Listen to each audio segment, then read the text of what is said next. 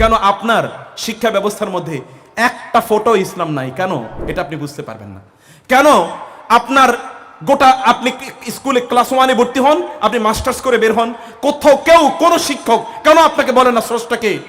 কেন আপনাকে বলেন আপনার এই মৃত্যুর পরে আরেকটা জীবন যাপন করতে হবে? আপনাকে মৃত্যুর পরে আরেকটা জীবনের দিকে আপনি প্রত্যেকটি মুহূর্তে এগিয়ে যাচ্ছেন। কেন আপনাকে আপনার ওই আত্মার কথা বলেন? আপনাকে জানতে হবে, বুঝতে হবে। আপনি ইউনিভার্সিটিতে জানতো, আপনি ফিজিক্স পড়বেন, আপনি কেমিস্ট্রি পড়বেন, অথবা আপনি ধরেন ম্যানেজমেন্ট পড়বেন, মার্কেটিং পড়বেন, অথবা আপনি আর্টসের মধ্যে আপনি গিয়ে পড়েন, লিটারেচার পড়বেন, সাহিত্য পড়বেন, অথবা জার্নালিজম পড়েন, অথবা সোশ্যাল সায়েন্সের কোন একটা সাবজেক্ট পড়েন। কোথায় গিয়ে আমাকে দেখাতে হবে কোনো একটা জায়গায় আছে স্রষ্টাকে, একটা জায়গায় দেখাতে হবে। আমি চ্যালেঞ্জ করে গেলাম, এখানে কেউ দেখাতে পারবেন কিনা? কেন নাই? স্রষ্টা কি আসলেই নাই নাকি? কেন নাই আখেরাতের আলোচনা? আখেরাত কি আসলেই নাই? কেউ কি মারা যাবে না?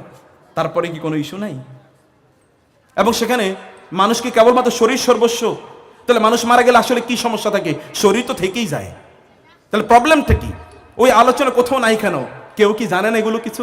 হ্যাঁ, কিন্তু ওই যে বললাম সেকুলারিজম, যেটা ইউরোপ যেটা করেছে, তারা বলেছে এগুলোর কোনো আলোচনাই থাকবে না সমাজে। এটা কোনো ম্যাটার করে না তুমি গডের প্রতি, অর্থাৎ তুমি আল্লাহকে বিশ্বাস করো কি করো না, তাতে কিছুই যায় আসে না। তুমি আখিরাতের প্রতি বিশ্বাস করো কি করো না, তাতে কিছু যায় আসে না। তুমি তোমার আত্মার প্রতি বিশ্বাস করো কি করো না, আত্মা আছে কি না এটা বিশ্বাস করো কি করো না, তাতে কিছুই যায় আসে না। কিন্তু আমরা এই আলোচনা সমাজে করতে দেব না।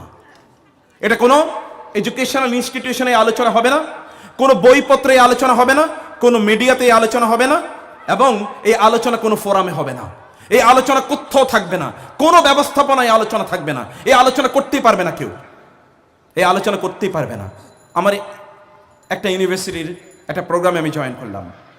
সেই ইউনিভার্সিটির প্রোগ্রামে তুরস্কের আর্থকোয়েককে কেন্দ্র করে, মানে সেখানে যে ভয়ঙ্কর একটা ভূমিকম্প হলো, সেখানে মুসলমানরা, এভরিওয়ান ওয়াজ মুসলিম, দাঁড়িয়ে 1 মিনিট নীরবতা পালন করেছে। আমরা এখন দাঁড়িয়ে 1 মিনিট নীরবতা পালন করব। কি কি মনে হয় আপনাদের? কোনো মুসলমান কি অন্য কোনো মুসলমানের জন্য 1 মিনিট নীরবতা পালন করতে পারে? কিন্তু কোত্থেকে এসছে?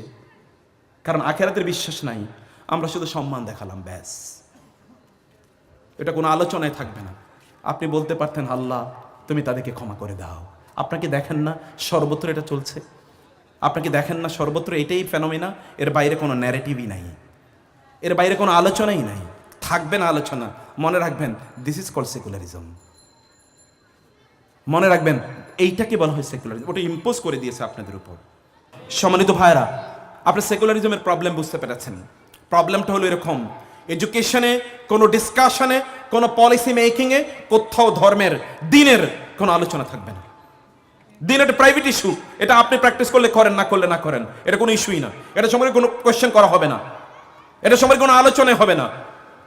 এমনকি আপনারা জানেন যে আপনি যদি বাংলাদেশের সবচেয়ে লুক্রেটিভ যে জবগুলো আছে, সবচেয়ে লুক্রেটিভ, এটা গভর্নমেন্ট হোক, বাংলাদেশের কথা বলছি তো, আমরা বাংলাদেশের কনটেক্সটে কথা বলছি, গভর্নমেন্টের সবচেয়ে অথবা নন গভর্নমেন্টের সবচেয়ে লুক্রেটিভ জবে কেউ কোনোদিন আপনাকে প্রশ্ন করবে না তাওহীদ কাকে বলে।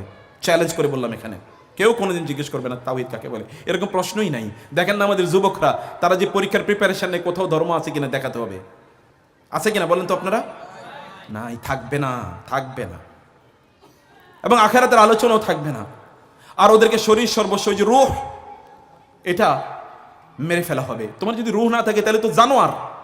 আমি এর আগেই বলেছি, কুকুর, শূকর, অথবা কি গরু, ছাগল, এদের যেরকম, এদের যেহেতু রূহ নাই, অথবা আপনারও তো, আপনি যদি এরকম হয়ে যান তাহলে তার কোনো প্রবলেম নেই।